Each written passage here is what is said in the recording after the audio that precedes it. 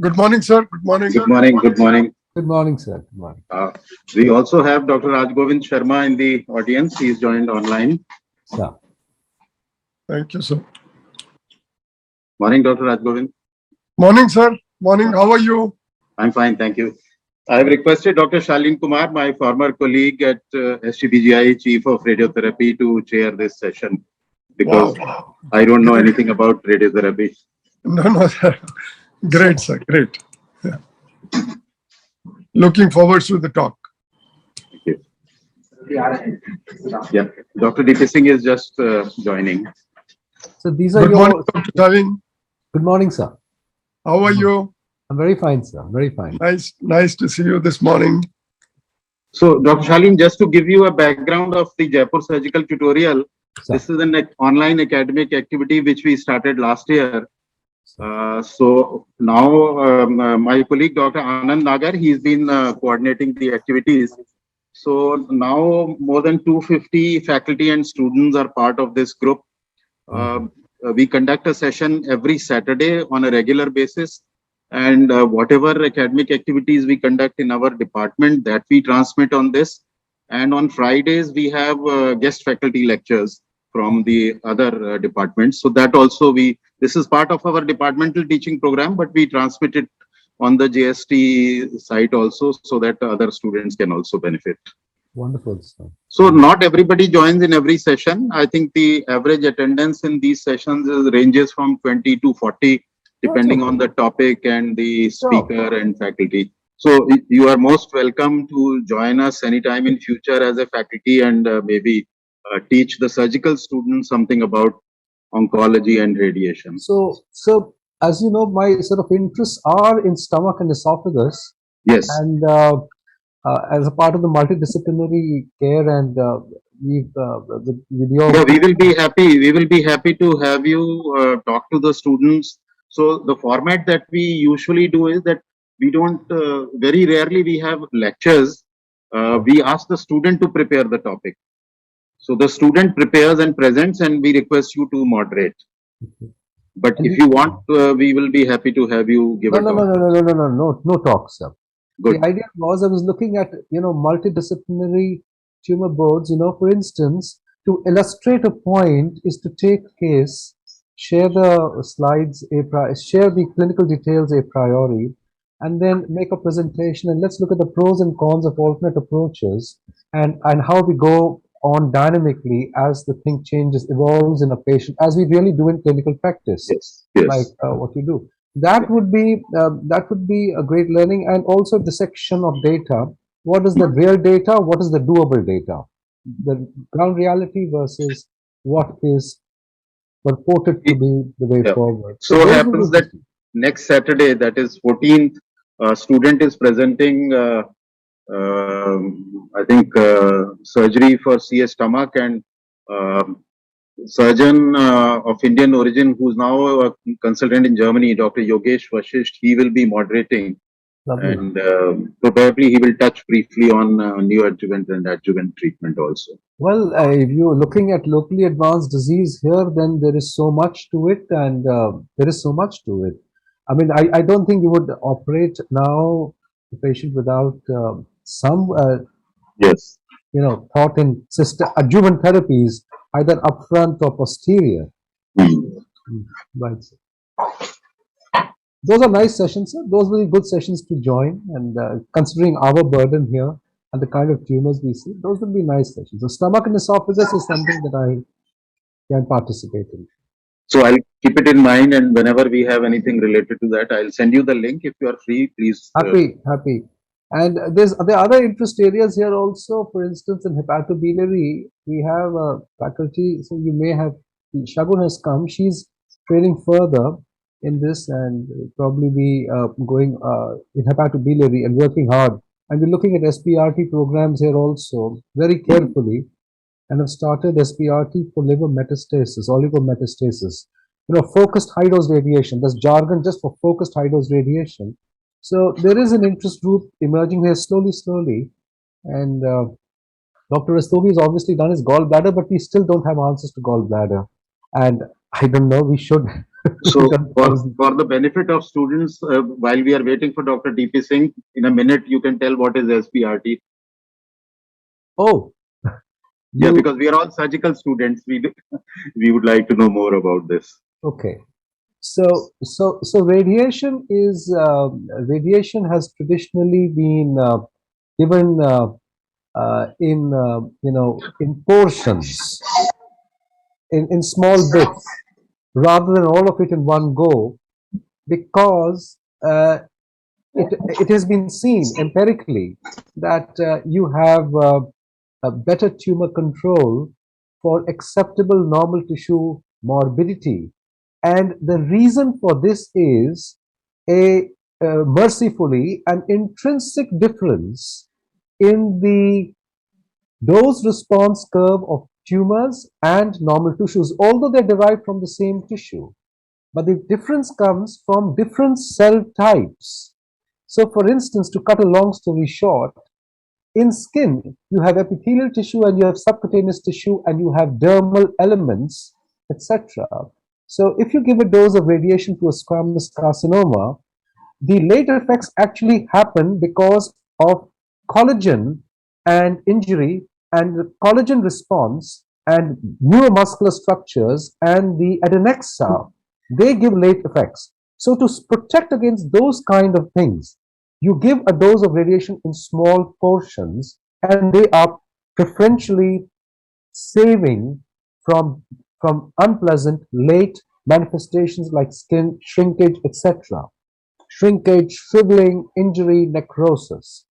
So SBRT, however, utilizes technology to limit volume and has absolutely essentially precise radiological definition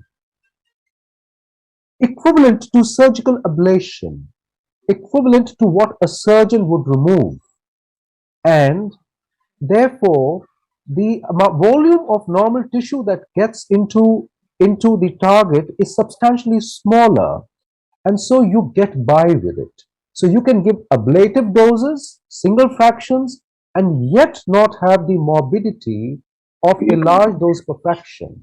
And that is what is in jargon called SBRT. Sounds very hi-fi. Stereotactic body radiation therapy. We don't do stereotaxy anymore. Stereotaxy is 6 degrees of freedom.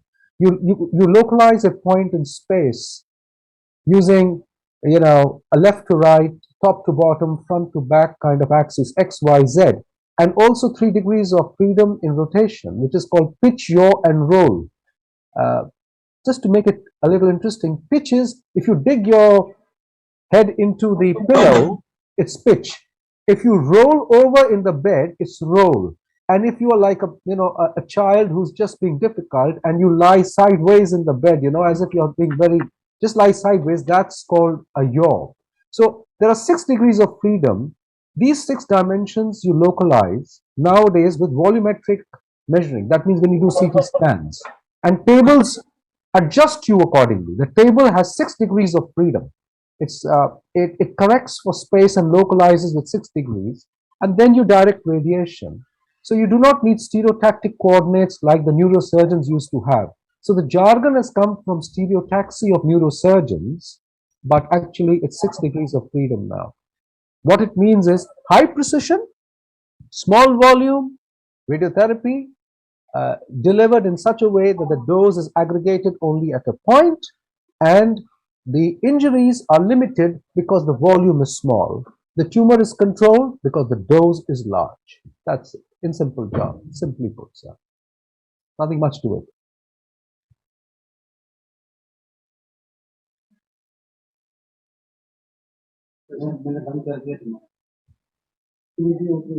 So while we are waiting, another issue that in our domain GI and HPV, where you think there is a maximum role of radiation as either definitive or adjuvant treatment? I think, sir. Radiation is necessarily combined with chemotherapy nowadays in most sites, and for the right reasons. simply because there are different targets and different volumes. So rectum, I think it's getting more and more settled. We had the first trial that gave 20 in 5, and you would operate the following Monday. You had a pathological CR of only 3%. That was the first trial, which is the Stockholm one. When you give radiotherapy for 20 gray in 5 fractions and you waited for 12 weeks and then you operated, the same dose showed you a pathological response of 12%, but in both the overall survival was similar. So the point is, the difference in pathological response came simply because of tumor kinetics, and I'm happy to explain that to colleagues in a more systematic fashion, time permitting. So fundamentally, you give radiation, and so the current standard is to give a dose of radiation for just a week, not 5 weeks. You give some chemotherapy, which is the systemic component. You give about 2 or 3 cycles, and that gives you your 10-week time. And then when you operate, you get pathological CRs between 10 and 20%, depending upon size of tumor. And you've done all the systemic treatment, and it permits you possibly greater confidence in organ preservation. Perhaps you have greater confidence because you're quite confident you're not cutting through disease. You know, the microscopic disease is certainly sterilized, and the macroscopic disease is implodes or shrinks and goes away. So that's one area, sir, for in this, the conventional short course radiotherapy for CA rectum, as you said, was 20 gray in 5 fractions and operate within a week. So obviously, in that, there was no chemotherapy component. But now you are saying that short course radiotherapy is also combined with chemotherapy, and then you wait for 10 weeks and operate? Right, sir. So what I'm saying is the Stockholm 3 trial did not combine chemotherapy. It just waited for 10 weeks and the pathological CR increased without a change in survival. This tells us an important thing, that an increase in pathological CR does not translate into survival. We've seen this umpteen times, although a lot of medical oncology industry talks about these intermediate endpoints of pathological CR. So you can or cannot use, if you don't use chemotherapy initially but wait for 12 weeks, you will get better pathological CRs. You can give the chemotherapy after that also. You can give the chemotherapy after your surgery, no problem. But if you give it in this interim, you're done and dusted and the patient goes home. You see, after surgery, the motivation of patients is less. So they do not receive those treatments. And we've seen that in stomach in your series. You know, after you've done radical gastrectomies, patients don't come for adjuvant treatment. 50% of them don't come. So we frequently ask this question to our students in the exam, that then what is the indication for the long course radiation in CA rectum? It used to be said that for lower rectums, lower rectal disease and with extensive spread, and when you had, if you had larger tumor bulk, it used to be better for organ preservation, for sphincter preservation. But that has since been negated in these trials, and they're more or less equivalent. They're more or less equivalent. The only thing is, if you have something that you think is sitting on the fence and you're not too sure this way or that way whether you operate, people give a longer course in the hope of having better long-term disease remission. But clearly, if the disease is lower and you think that, and there is also the circumferential rectal margins, the circumferential rectal margins are likely to be involved after surgery, which is called CRM threatened.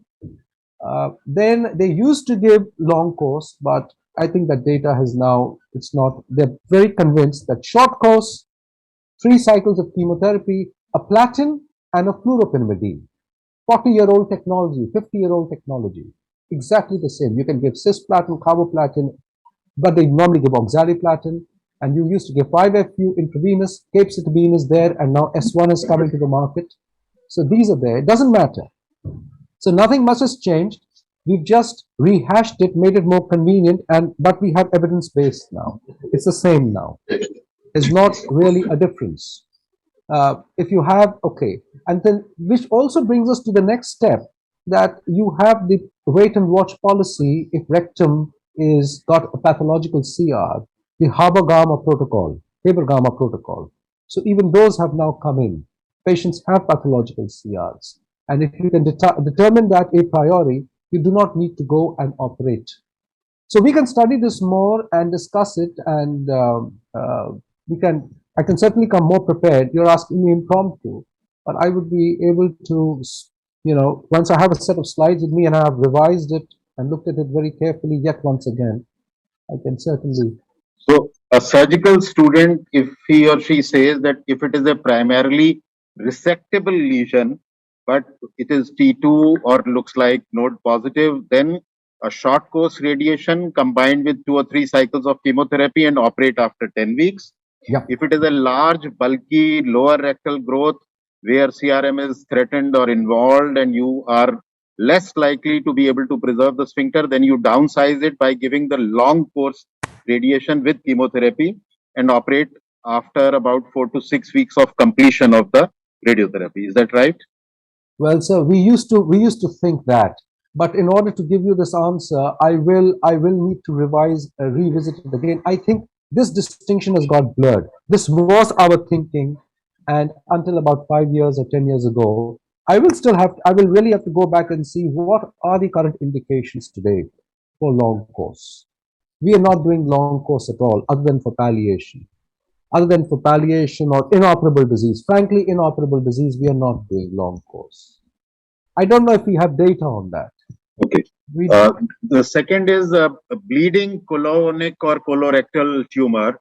Now, earlier that used to be an indication for surgery, but I presume now radiation can to a great extent help us. So can you tell the students a little bit more about radiation for control of bleeding colorectal tumor? So radiation would work.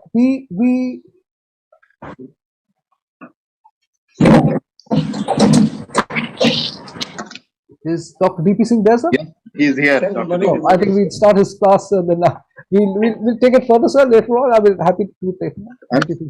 Yes. I think we will start with his. नमस्कार sir, मैं शालीन कहाँ है DP Singh साहब कहाँ है हमारे? Yes sir, good morning. Sorry to let because of some traffic jam. No. नहीं, please, नमस्कार. We use the time to discuss few issues. Dr. Raj Govind also is there. Sir, good morning to all. Sorry for the delay. We are going to discuss today an overview of the principle of the radiotherapy. As all we know, the radiotherapy is a very, very important integral part of the cancer treatment. These radiations are a sort of electromagnetic radiation, just like sound. What we speak, it is also a wave. So other waves which are non-ionizing, they are radio wave, have different frequencies. Microwaves,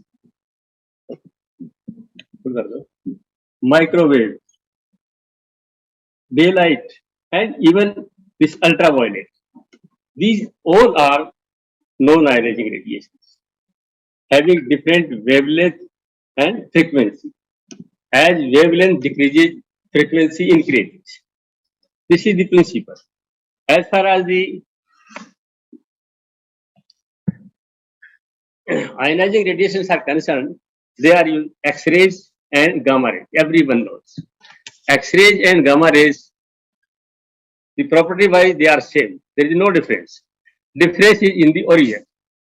Everyone we know the X-rays are being invented by Mr. Wilhelm Conrad Röntgen in 1986. This is a very important in the medical field, especially in the imaging. Today, X-rays are very important. CT scan is also with X-rays. And the treatment of malignancy is also with high energy X-rays. So this is about the X-ray and gamma rays. Everyone knows the cobalt machine which are used today was also used in the treatment of cancer. These are the radioactive isotopes containing the cobalt. That's why the name is the cobalt. So these are very important tools. And gamma rays invented by Madame Curie, and she is the only lady received 2 times award. As a small introduction about the radiation or radiotherapy has been an effective tool for treating the cancer more than 100 years. After the invent of the X-rays, 3 to 4 years later on they have started, like the radiation, gamma radiation cells. More than 2/3 of the patients which are diagnosed with cancer, they will receive the radiation therapy in a part of their treatment as a curative or as a adjuvant. Radiation oncologists, as we know, are the specialists which uses the radiations to manage the care of cancer patients with radiations, either cure or in the palliative form. The overview of today's discussion is about the biological basis of radiations, physical basis, their clinical applications in various malignancy management, and the process of treatment, which is patient selection, out of simulation, radiation treatment planning, plan verification, and delivery of the treatment. Last, after completion of the radiotherapy, the follow-up care after radiotherapy for any untoward effects and the assessment of the disease, the either residual or recurrence. The biological basis of radiotherapy is that, as we know, the cell is the unit of the body, smallest unit. Cell makes tissue, tissue makes organs, organ makes system, and system makes body. So, radiation affects the cell, that is the nucleus, and as we know, the nucleus that contains the chromosome, double helix, you know, DNA, phosphorus, sugar bonds bounded with adenine, thymine, cytosine, guanine. Like this, any damage to the any base or any chromatid or any double thread of this DNA may lead to mutations or damage. Both normal and cancer cells, they can be affected by radiations, but cancer cells usually they are more sensitive and generally impaired ability to repair this damage, leading to cell death. Damage may be it is a sublethal damage that can be removed, or it may be potential lethal damage. It may lead either it is a death or recovery and lethal damage. All tissues have a different tolerance to radiations or maximum dose beyond which their irreparable loss may occur with radiation. The radiobiology principle is not a single fraction, but it is in different fractions. Why we divide the total loss into small daily fractions over several weeks? It has the advantage of the repair of the sublethal damage caused by the radiations, both normal as well as the malignant tissue. Fractionation also spares the normal tissue by way of repair and repopulation while increasing the damage of tumor cells through redistributions and reoxygenations. Just to describe about the 4R of the radiobiology, repair of sublethal damage to the cells between fractions of radiations treatment. Repopulation again, or you can say the regrowth of the cells between the fractions, and redistribution of cells into radiosensitive phases of cell cycle. As we know, the somatic cells have different phases of mitosis, that is the prophase, metaphase, anaphase, telophase. And after the cell division, their cell goes to the resting phase, G1. And after that, there is a synthesis aspect. And again, there is a long G2 resting phase. And again goes to mitosis. So cells which are most sensitive to the radiation therapy, they are in the M phase or late phase, and less sensitive or even to the synthetic phase. So the cells which are previously they are in the synthetic phase may come into the mitotic phase or some sensitive late cycle. So like this redistribution, and again reoxygenation is very important. As we know, the hypoxic cells they are less sensitive to radiation therapy, but when the cells which are damaged by radiations, so there is a space and cells migrate towards the blood vessels, or they get the more oxygen, or cells become the oxic from which are previously anoxic or hypoxic. So they come into the more sensitive phase of the oxic or reoxygenation. The clinical application and usage of radiations, basically there are two. One is to cure the tumor or cancer in very early stage. They destroy the tumor that have not spread, very localized tumors. And to kill the residual microscopic disease left after surgery, or there is small residual, or some microscopic disease, or after chemotherapy. So you can say cure purpose, early stage, and in some microscopic residual disease. And second option is the palliation, or to reduce the symptoms, shrink of the tumors affecting the quality of life, just lung cancers, causing shortness of the blood in SBC, superior venous obstruction, or to alleviate the pain or neurologic symptoms by reducing the size of the tumor. So radiation therapy is again, as a cancer, it is a multidisciplinary approach, not a single man can.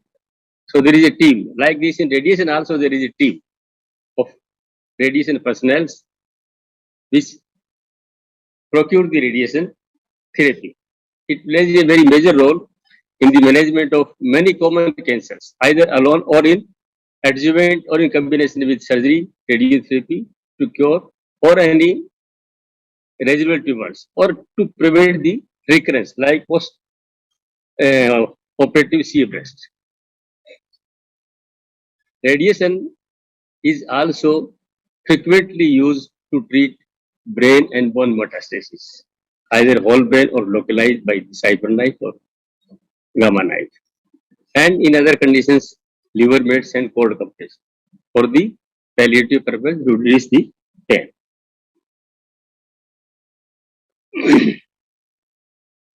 The basics of radiotherapy, we can say it's divided into teletherapy or brachytherapy, or external beam radiotherapy or internal radiotherapy.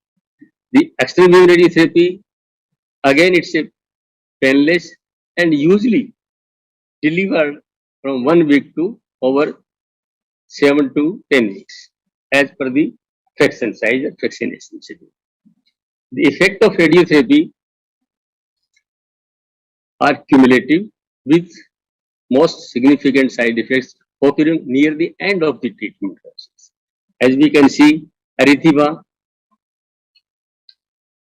after several weeks of the radiotherapy during the treatment of the chest wall. The side effects usually resolve after 3 to 4 weeks or after completion of the treatment. There is a slight risk that radiation therapy may cause secondary malignancy after years of the treatment. Usually, leukemia may occur within 5 to 6 years after the treatment, and solid tumors may occur after 10 to 15 years of age. So, the risk is overweight by the potential for curative treatment with radiation therapy. Common side effects, as we know, the radiation is a local treatment like surgery. So most of the symptoms or side effects are local where we are getting the radiation. But there may be systemic side effects like nausea, vomiting, and fatigue if we use the large field or portals. Unlike the systemic side effects of chemotherapy, radiation usually only impact the area that is received as per the various sites. Breast, we can have any skin reactions, any swelling. There may be some dose to the underlying lungs and heart also. Chest may, you can this shortness of the breath, cough, irritation like this. Esophagus, if you receive again esophagitis, head and neck, there may be some alteration in the taste, mucositis, and And if you get high radiation, there may be some ulceration. Pelvis, again, there may be some loose motions, cramping, urinary dysfunctions. Prostate, during the treatment for pelvic radiations, it may some have urinary symptoms, erectile dysfunction, or some impotence. But nowadays, using the modern radiotherapy techniques and equipments, the overall untoward effects are decreased significantly. Some palliative radiotherapy very used. Usually, more than 50% patients they relieve the symptoms or pain, most commonly bone mets or somewhere else. But 80 to 90% patient they will get some drive or some relief. Other palliative uses of the radiotherapy, that is the most important, we can see the emergence, sudden cord compression or spinal cord compression. Very important. And some superior vena cava obstruction, we have already discussed, again very important. Some bronchial obstruction. Or sometimes there is a bleeding, some unusual sites. Either it is a GIT sites or gynecological tumors or in the head and neck region, but the vessel involved. In such condition, it may be used. Esophageal obstruction, either brachytherapy or palliative radiotherapy. So we are discussing it's a team also. It's not a single person to plan the radiotherapy. It is a teamwork. Radiation oncologist which decide the dose, type of technique, and full protocol.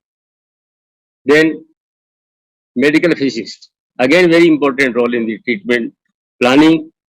We tailored the dose, how much dose, which parts to be given. All are the work of the medical physicist, which is responsible for the calibration of the machine also and take care of the machines also, machines output and quality assurance. Dosimetrist or RSO, again very important, responsible. We have to inform the AERB regarding all quality assurance tests. Output is right or wrong. And after that, contour planning of the YV contour, the radiation therapy technologies, which delivers the radiations under the supervision of the medical physicist as per the prescription and oncologist. We again involve the radiation oncology nurse, which knows about the radiation reaction, how to manage the local reactions and their symptomatic effect. And at the time of consultation, throughout the treatment process, and during the follow-up care also, is very important. The treatment process, how we proceed for the radiation therapy. First, these are various points regarding referral. As most of the patients, they are referred by surgeons and other physicians. Then consultation, simulation of the patient, treatment planning and delivery, and quality. These are very important points for the referral is very important. Because most of the physicians which are treating with surgery or some other, they must know and discuss about the various options for the patients to treat the cancer. What options, what combinations? So patient must be aware of these combinations or single treatment options. So referring physician, they should review the treatment options which are available to the patient. Treatment options which may include combinations, radiotherapy, surgery, or combination, or targeted therapy also, targeted radiations also. So many options in radiations also. Again, the consultation is a radiation oncologist should discuss with the patients and their relative regarding the which type of radiation is appropriate and which type of radiation should be given to this patient to get maximum benefit.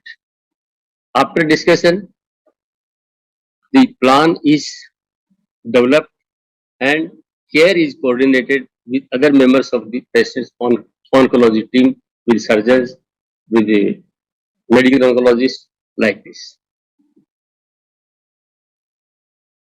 Then after selection of the patients, we have to simulate the patient.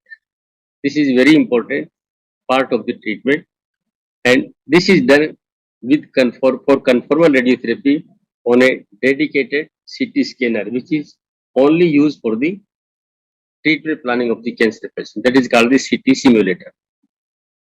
In this, immobilization device may be created to assure the patients in the comfort and with daily reproducibility, means in same position patients should be daily treated without any discomfort. The CT simulation images, then they are sent to the treatment planning room where radiation oncologists contour the target tumor and minimum dose to the organ at risk also.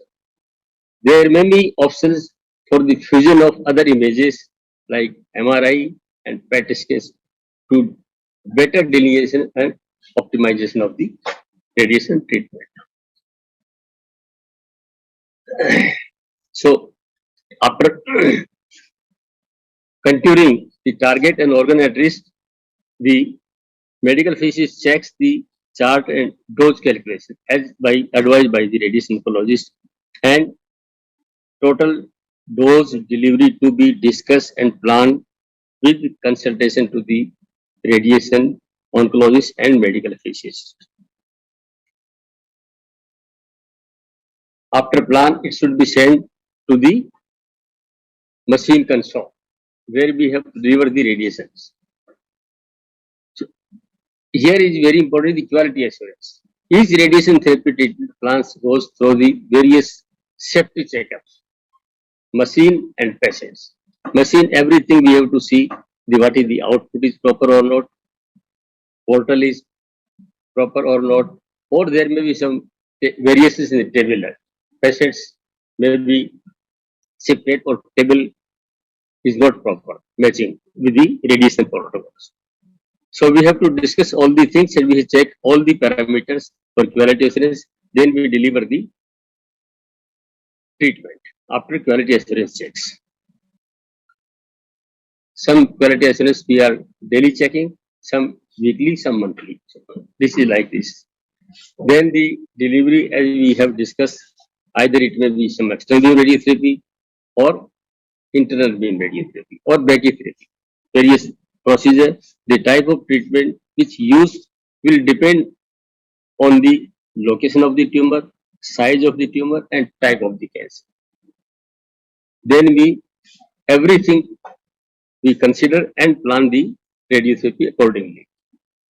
By external or linear accelerators, nowadays we are having various types of linear accelerators, which single machines will treat all types of techniques, either it is 2D, 3D, IMRT, IGRT, even SBRT or some SRT also. The unit of radiation is usually gray. Traditionally called the rad, radiation absorbed dose. One rad is absorbed dose of 1 gram of the tissue. I think so, like this. So 1 gray is equal to 100 centigrade. 1 centigrade is 1 rad. Usually we prescribe the dose in rad. Again, we have discussed 2-dimension is nowadays usually with cobalt. So in such planning, you can do only palliative, not the conformal, because they have the fixed field portal, either it is square or longitudinal. And X-ray are used to locate the tumor. So this is obsolete and conform as per the shape of the tumor. We can plan the radiations so that we can prevent the normal tissue. Our principle of radiation is to get maximum TCP, tumor control probability, and minimum anti-normal tissue complications probability. This should be kept in mind. Accordingly, we have to plan the radiotherapy so that there is to minimize the radiation effect over the normal tissue But as we know, X-rays have the property. Whenever there is an entry, there is exit also. So in between, they will irradiate the normal tissue also. But some important tissues which we have to prevent, they are very important. They are called the organ at risk. So these are the various modalities: 3D, IMRT, IGRT, IO, intraoperative radiotherapy. Where the we will discuss one by one. Simple three-dimensional radiotherapy. In this, these are the computerized plans. As we have taken the images from the CT simulator, we use that images and we can use other images also. We have the PET scan, we can better delineate the target or tumor with the help of MR films or with PET CT to create the 3D picture of tumor and surrounding anatomy.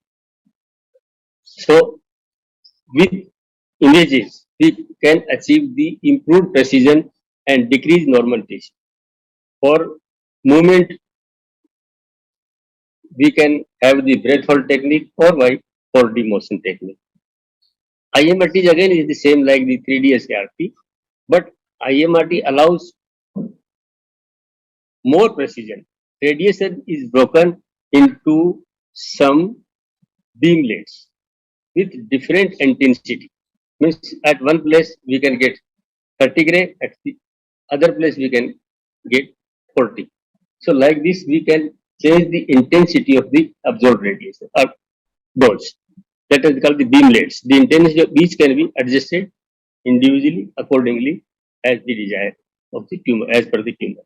IMRT allows the higher doses of radiation to be delivered to the tumor site while sparing more healthy tissue surrounding the tumor. Tomotherapy is a name, or you can say the tomotherapy is a form of IMRT which delivers or delivery technique that combines the features of linear accelerator and helical scanners, that is helical tomotherapy, nothing else. Image guidance is a very, very important, a 3D CRT type of 3D CRT MRT. Physicians which uses the imaging of the tumor, polyanatomy or implanted fiducial markers, just like in the prostate. We have to implant some. In the liver also, we have implant some radio opaque or fiducial markers for the proper delineation of the tumor or size and radiation field. Imaging performed using CT scans, high quality X-rays, MRI. To nowadays, the latest machines, they have the on-board imaging facility. X-ray or gamma rays, both are present for the imaging and to verify the treatment portals on the treatment table itself.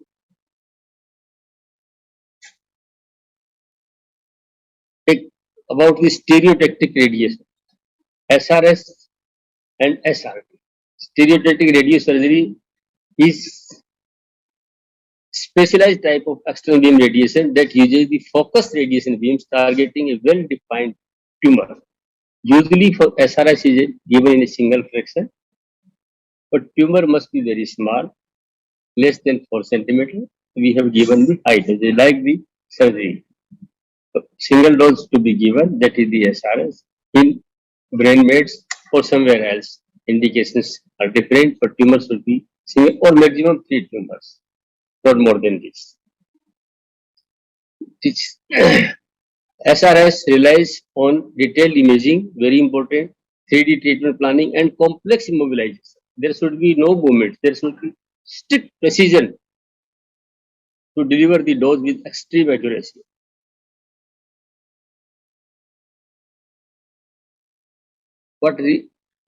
One is the gamma knife. SRS usually with the cyber knife we can treat the brain tumors and other parts of the body. Single mets in the liver, lungs, small tumors, bones somewhere else. That is the side because it is with robotic arms. Where the gamma knife is also same, we can use the SRS with gamma knife also, but that have the source of cobalt 60. more than 200 cobalt source and used only in the brain, not the other parts of the body. SBRT refers the stereotactic, but treatment fraction should be 1 to 5 or more than 1, less than 5 to 6. It also uses sophisticated imaging, treatment planning, and immobilization technique. Some fixed technique, some without this. Respiratory gating is again very important in the lung tumors and JIT or prostate. SBRT used for a number of sites like the spine, lungs, liver, brain, adrenals, prostate, pancreas. SBRT may be delivered with linear accelerators and cyber knife or gamma knife, but only the linear which having the triple F, they can be used, highly sophisticated for strict precision and all the facilities of the cone beam CT or X-ray dual to confirm and to confirm the tumor. Brachytherapy means the treatment or the source of radioactive is on the near the tumor or in the tumor, or it may be implanted. Various radioactive sources which are used for the brachytherapy, cobalt 60, or previously nowadays not too much is used. Iridium 190, we are having the iridium 190 source in our department for brachytherapy in the cervix, vagina, and other sources, iodine 125, palladium 130, cesium 130. There are various radioactive sources. Purpose is to deliver the very high doses of radiation to the desired target while minimizing the dose to the normal tissues. As the dose is decreased 1 upon d square. This is the principle of dose. IV with intravascular brachytherapy used nowadays in the prevention of restenosis with or without drug-eluting stenosis. Other types of intraocular cavity are the implants. Radioactive sources are placed in the cavity near the tumor in the breast, mammocyte form, cervix, uterine, slender form, interstitial implant, very important in the vagina, vulva, and prostate. Then intraoperative radiotherapy. The machine or linear exit within the theater. If they are available, then we can give the intraoperative. Surface applicators are used on the tumor bed to maximum to cure the tumor and to achieve the maximum effect of radiation and tumor control probability. Brachytherapy is two types: low dose rate and high dose rate. Low dose rate means use the permanent implants 0.5 to 2 gray per minute. High dose rate more than 20 gray per minute is the dose rate. Iridium which used for the high dose rate is a usually 10 curie source is needed. The diameter of the needle is very thin, 0.3 to 0.6 mm. Energy is in kilovoltage, 400 to 600. So there is a minimum damage to the tissue if we implant the radioactive source in the tissue. This is a diagrammatic presentation of the endorectal brachytherapy. Some radioactive source, this may be permanently implanted and some are the temporary.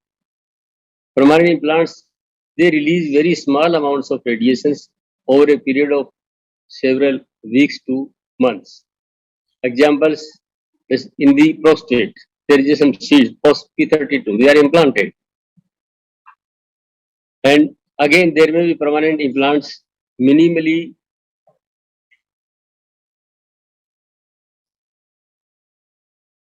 implanted depending on the treatment of the sites. But if there is any permanent implant in the body, the we should check the patient daily regarding the radiation effects to the near family members, especially children and the pregnant women. Intraoperative we have discussed regarding the it is used or it is given in a single fraction because it is during the surgery, after surgery we treat on the tumor, after that it is closed in the way. So in the single fraction usually electrons are being given to the tumor body because electrons are the particles which impart the energy on the surface.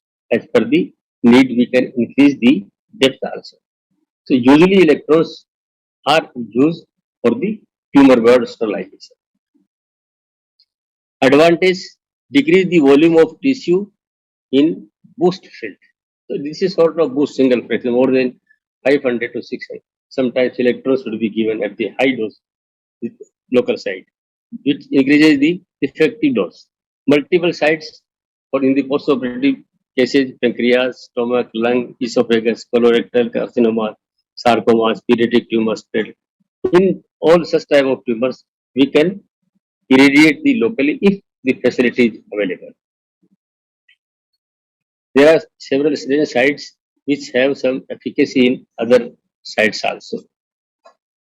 One important, the radiation may be used as a systemic therapy with radiopharmaceuticals given to the IV also in the form of injection, just like in prostate cancer, we can use the P32 or samarium 153 for the usually widespread of the metastasis. In metastatic cancers, radioactive beads, small particles, they may be used to treat the primary or metastatic liver cancer also. Yttrium 90 is used for the liver cancers or small tumors of the liver or mets of the liver or other form of the radiation may be used. So regarding this radiations, the public awareness is very less. The radiotherapy is one of the treatment options for cancer patients. They know from the either is the referral doctors, from the friends, or from the complaints or some material hidden there. So it is very important regarding the awareness of treatment with radiations. In some GIT, what is the purpose of radiotherapy in rectal cancers? To know the local failure rates and improve the survival in resectable cancers. To allow the surgery in primary tumors to facilitate sphincter preservative procedures. To cure the patients without surgery in very small cancer or small volume or patients having the high risk of the surgical risk complications. Radiotherapy significantly reduces the number of local recurrence. It may be used as an adjuvant, pre-operative, or after surgery. There are some clinical trials where pre-operative or post-operative radiotherapy is used and there is a benefit in 33 to 57% relative reductions in the local failure. SBRT in HCC.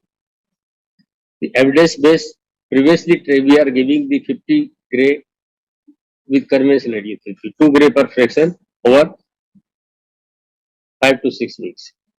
Nowadays, SBRT means high dosage per fraction is given and there is a very good response. Some studies, for Princess Margaret Hospital, 41 patients treated with 36 gray in 6 fractions and overall survival was almost 11.7 months or 1 year. Other studies, there are again 1 to 3 lesions in the liver, an individual's tumor which is less than 6 centimeters given 60 gray in 3 fractions, 2-year local control was more than 90%, overall survival 30%. So these are the promising results of SBRT. The other so many trials for the locally advanced disease, they again show the local control is more than 87%. Some retrospective study, they also shown the with the chemotherapy, trans arterial chemotherapy or without SBRT and with SBRT. Patients who are with only test, they have 10% versus test plus SBRT, the response rate is high. More information regarding the use of radiations, we can have different sites and on Google or some other, so many information we can get for the radiation treatment. So radiotherapy, we can say it is safe and effective and should be considered by patients and referring physicians as treatment for numerous cancer. At the end, we can say it established modality for the treatment of various malignancy and treatment delivery is nowadays it is safe, acute and painless. Very important integral part of the cancer treatment, apart from the surgery and radiation and with complications. This is small overview about the role of radiotherapy in oncology. Thank you. Thank you, Dr. BP Singh. Shaleen, comments? Anything you would like to add?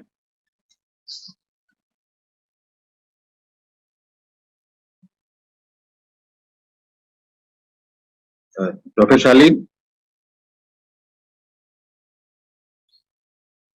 While Shaleen is coming in, Dr. Raj Govind, you would like to add anything? Dr. Raj Govind, sir? Yes, sir. Wonderful talk and going to the basics. Once you listen to the experts, you realize how little you retain and how little you remember about things. It's always better to revisit the basics. And I think it was a very nice talk. And just to continue the discussion that we were having regarding long course, short course, and a delayed surgery, now there are three options for CA rectum. One is a short course and you immediately operate. Second is you give a short course and then operate within about 10 weeks. And the third is the long standard one, long course, and operate within 4 to 6 weeks. There has been a very big debate recently at the American College of Surgeons conference, and both views have been shown very strongly. But the difference that was shown was that in the short course, the number of stomas were higher, the number of incontinences were higher, and the post-op morbidity due to radiation was higher as compared to the long course one. Otherwise, most of the things were almost the same thing. So we still probably are debating whether to go in for a long course or short course. And like Dr. Shaleen said, that they are doing only short courses now and operating within about 10 weeks. So it would be interesting to know the long-term results. Dr. DP Singh can give his opinion on this. Definitely, you are absolutely right. Nowadays, patient selection is very important. And most of the time, we are using the short course of radiotherapy within 1 week, 5 fractions and followed by the surgery, giving the results equivalent or more than this long course. Long course has a 5 to 6 weeks to deliver the 50 long waiting. During that, there may be higher probability of the surgical complications. If after 1 week there is no possibility of the surgical complications, surgeon easily can approach.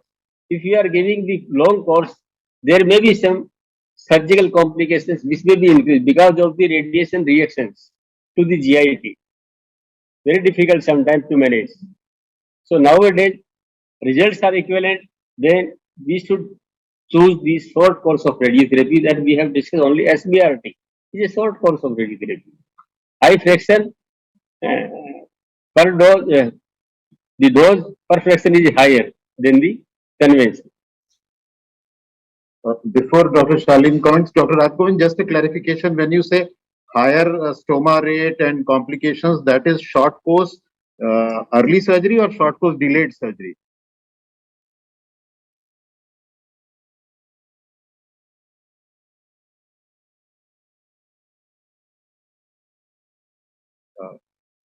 I think we've lost connection with Dr. Rajgovind. So maybe Shaleen, you can please comment. Sir, I have not seen the data with not this question. I'm saying general comments. Anything you would like to add to what Dr. DP Singh has presented? nothing really, sir. If there are questions that people have and clarifications they need, it will be very welcome. There is very nothing to add. He has completely covered the entire spectrum, and there's nothing to add to it. So it's wonderful. So we have some students here. Anyone? Any questions? No questions. What is clear, Monil? What does it mean? Loud, loud.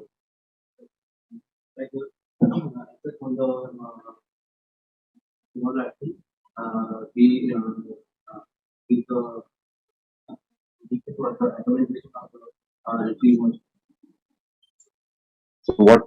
How is it different from taste? So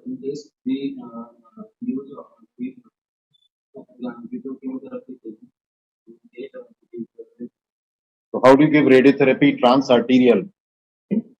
How do you put all that machine into the artery?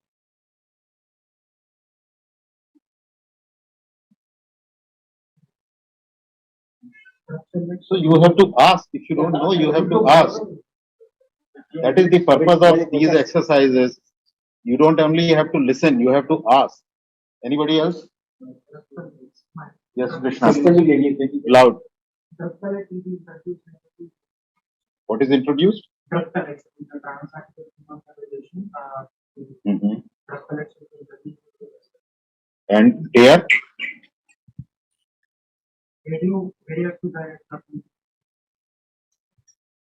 Radio level. Ajay, you want to? My colleague, Dr. Ajay Sharma, he is the Chief of Surgical Gastroenterology. He is here. Ajay, come here. Morning, Dr. Shaleen sir. Seeing you after a long time from SGPGI, I came out from SGPGI in 2006, and seeing you after a long time after that, sir.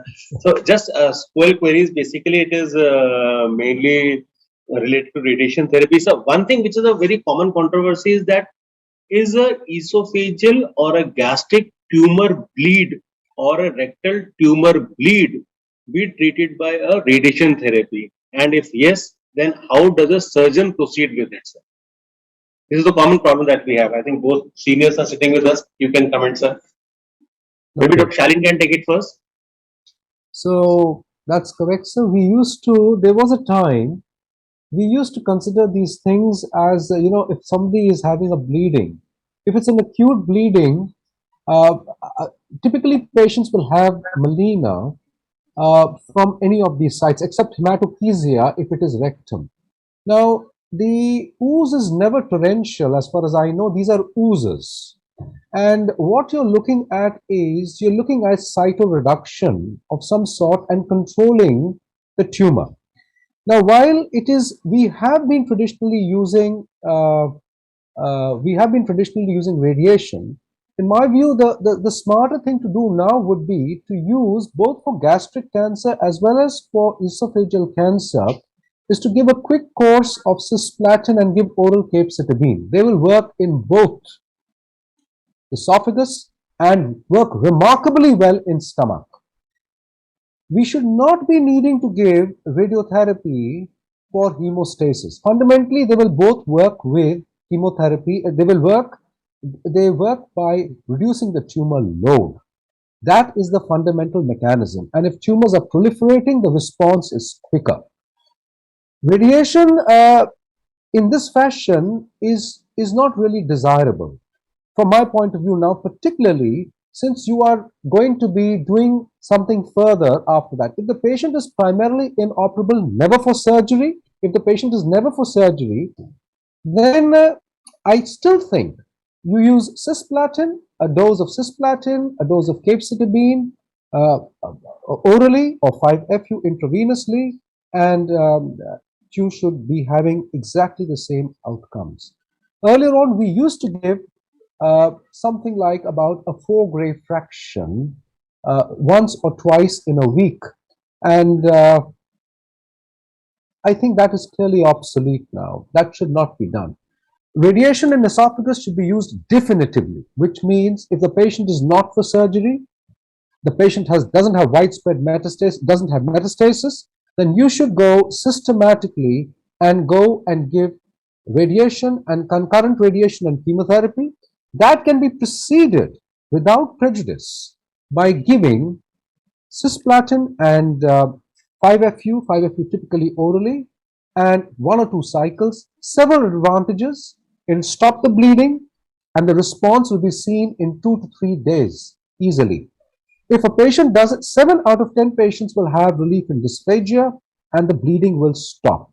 If the bleeding doesn't stop, then one can consider radiotherapy, but I don't think there is a case for it now. That's my take on both for gastric as well as for esophageal cancers, about which we have been currently nowadays. This is the strategy that we adopt. As far as rectal cancers are concerned, bleeding in rectal cancers, if the patient is for surgery, then 20 gray in 5 fractions delivered in a fashion that would cover the disease, the pararectal tissues, as a planned pre-operative dose is a good idea. It will also serve to provide hemostasis. This should be followed by as in several randomized trials, they've given 3 cycles of chemotherapy. These are again a fluoropyrimidine and a platin. The platin used here is oxaliplatin, and which is practically similar to cisplatin. And the second is they use you use capecitabine, and the capecitabine is given for 14 days on, 7 days off, or you can give it as the UK team does for 21 days continuously. The dosage schedules are slightly different, but the overall capecitabine exposure in a 21-day cycle is absolutely the same. You give this for 3 cycles. That means 3 weeks, 3 weeks, 3 weeks. Coming to the question of hemostasis, the 20 gray in 5 fractions, and Dr. D.P. Singh may like to comment on this, will be as good for a planned preoperative dose, would be as good for an immediate hemostasis dose as far as rectal cancer is concerned. And then, after these 3-week cycles, 3-week cycles are over, you reassess an image and see if the patient is good for surgery. Go ahead and take it. Go ahead and do it. If the patient is primarily far too extensive, never for surgery, 20 gray in 5 fractions is also a good palliative dose. Now comes a question that can be argued that if the patient is never going to have surgery, is not so far gone as to be completely palliative, shall we give some definitive treatment? In which case, it may make sense to give the patient a 5-week treatment of radiotherapy with concurrent capecitabine and follow it with 1 or 2 or 3 cycles of cisplatin and capecitabine. With radiation, you give concurrent capecitabine in GI cancers, at least in lower GI, and including hepatobiliary, but subsequently you can give a platin and a capecitabine. Professor D.P. Singh साहब, आप please इसमें इसको अपने experience बताएं sir, आप please, if you like. Sir, actually, pancreatic cancer, we often face a problem of an R1 resection margin at the retroperitoneal surface, the uncinate margin. We often have a problem with the local recurrence in a high incidence of an R1 margin. There have been a number of studies which have evaluated radiotherapy in these patients. is there a role, there's a little bit of confusion, is there a role and will in the future will there be a role of increasing or sterilizing the operative field after pancreatic duodenectomy with a questionable margin possible? You see, the post-operative abdomen tolerates radiation poorly. Anastomotic sites, adhesions. It's not such a good idea to radiate the post-operative abdomen. We've seen a lot of trouble in many sites. If now the question is, if you have a positive margin and you were not sanguine about it upfront, I think the best solution is actually to avoid it. If you do have a positive margin and there are clips there to guide the radiotherapy, then it might be better. Otherwise, it's like giving a shot in the dark and you cover large volumes. That is the place where you have all your anastomosis. After you've done a pancreaticoduodenectomy, I assume there will be a pancreatic remnant that you've done a pancreaticojejunostomy, a pancreatico sort of small intestine pancreas anastomosis. You would also have a hepaticojejunostomy. You may also have a gastrojejunostomy. Is that correct? GJ. Yes.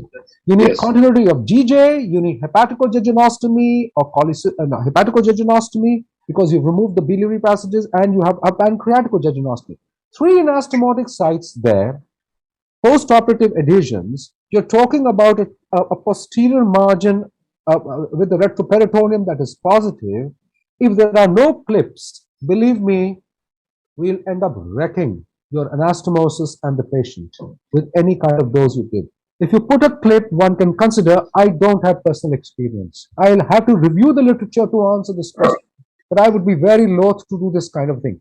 If you think this is going to be happening, it is probably better to give chemotherapy or treatments up front.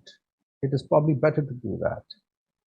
So two important messages. One, that if you have a tumor where you anticipate that you may not have an R0 resection, it is better to give neoadjuvant treatment. Therapies, always. Whether it's esophagus, sir, esophagus, or whether it is stomach. I mean, it always. Yeah. Please. Second point, which Dr. Shaleen said, that at surgery, if you think that one of the margins is a suspected margin, you must always place clips so that they can locate the margin and give targeted radiotherapy rather than giving radiotherapy to the entire field, which will cover normal organs and anastomosis also. What is the clip most comfortable for them? Size, any specific? Sorry, sir? So I think I had also written this question related to the clips. Is there anything specific you want to have that makes you more comfortable with the clip, whether it is a size of the clip, particular variety of the clip? No. Any clip will help. We want the periphery. You see, the point is we're dealing with subclinical disease. Disease that is not overt, disease that we know is present because it is microscopically positive, and you have been shaving off disease. So please take the fringes, just mark the medial edge, the lateral edge, the superior edge, the inferior edge. We have the pre-operative CT scans with us, MRIs, CT scans ideally. We know the extent of tumor. We'll take that, we'll take a margin and give and try and target a dose there, sparing other areas if one is just concerned about that, and then give systemic chemotherapy from other microscopic disease. But the clips will help us decide. Otherwise, we will end up wrecking all your post-operative environment. DP Singh साहब कुछ कह रहे हैं sir. Sir, what about the role of protons in such conditions? Protons. Yes, sir. Now it is available in India. Sir, proton is available in one center in India, sir. Yes. They cost 28 lakhs to 30 lakhs. Your patient will have to go there. The second proton is coming up in Tata Hospital. Yes. The third and 2 more have been ordered in the private sector. It'll be a long time before we get it. Just in between. So we are all surgeons, non-radiotherapy people. Can somebody tell us what is protons? All right. just for us. Protons are different from X-rays in that when they are traversing tissue and are directed to a certain target, you can reduce the in-transit by virtue of their physical property. The in-transit radiation deposition is much less, but there is a substantially increased dose deposition just in the area where the tumor is delivered. And more importantly, after that, the fall off is absolutely abrupt. In other words, distal to the beam trajectory. Suppose I'm lying down.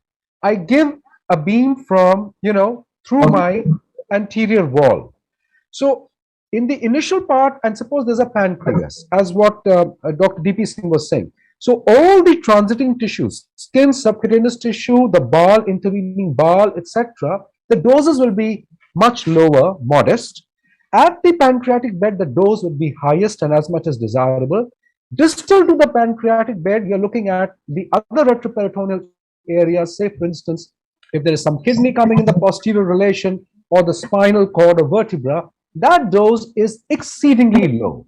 So the particles are depositing dose, and then you use what is known as a spread out grad peak. You use different kinds of optimization algorithms.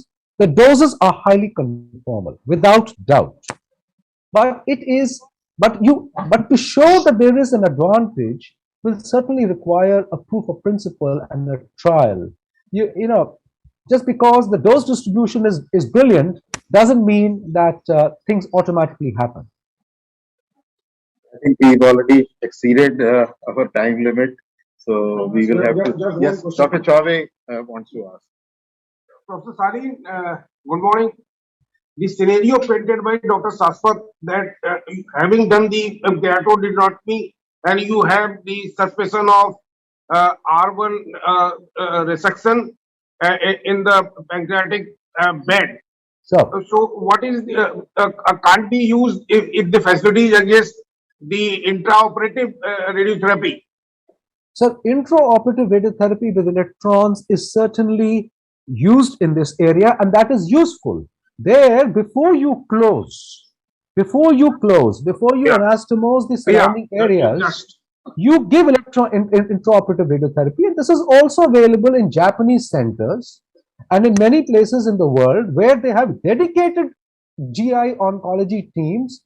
You will invest in such a machine, and then those cones are delivering electrons. They give a single dose of radiation, and this is by far the safest because you have used retractors. You have pulled your bowel out of the way, you've retracted the liver, you've kept your anastomosis and everything out, you've sterilized that portion and you come out.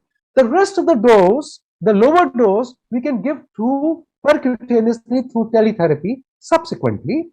So if you wanted to give, say for instance, 5,000 rads, you could give a single fraction of 2,000 rads there, and then just 33,000 rads can be delivered over 3 weeks subsequently after the healing, etc. is happening. This way you give much higher doses. If you try to give 5,000 rads to subclinical disease, you will injure the small bowel 100%. The duodenal tolerance is not even 45 gray, 4,500. There are always injuries, and Dr. Kapoor will attest to the fact that in carcinoma gallbladder or in periampular regions, when we used to give radiation, and you open the patient after that, you find a lot of duodenal injury and necrosis. That's at 5,000 rads. You can't give that dose. So intraoperative certainly works and is a very good thing to do. And that Mobitron and those devices are available. Absolutely. I think we will have to close the session now. So thank you very much, Dr. Shaleen, for accepting my request to chair this session. Thank you, Dr. DP Singh, for the lecture, and thank you, Dr. Rajgovind, sir, for your presence. Thank you very much. Thank you very much. We will close the meeting.